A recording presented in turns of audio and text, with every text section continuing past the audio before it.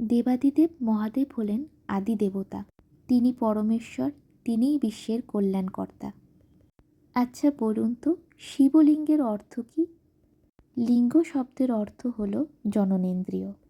সংস্কৃতে বলা আছে লয়ং জাতি ইতি লিঙ্গম, অর্থাৎ যার মধ্যে সমস্ত কিছু লয় প্রাপ্ত হয় সেটিই লিঙ্গ।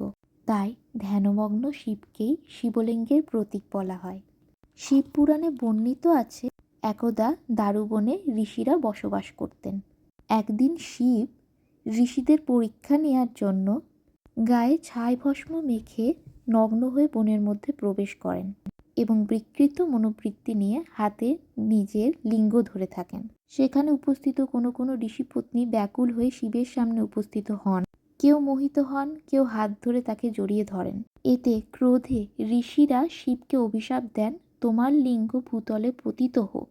ভূতলে সেটি পতিত হলে স্বর্গমত্ত পাতাল দগ্ধ হতে শুরু করে। ঋষিরা এই দেখে আতঙ্কিত হয়ে যায়, ব্রহ্মার শরণাপন্ন হন।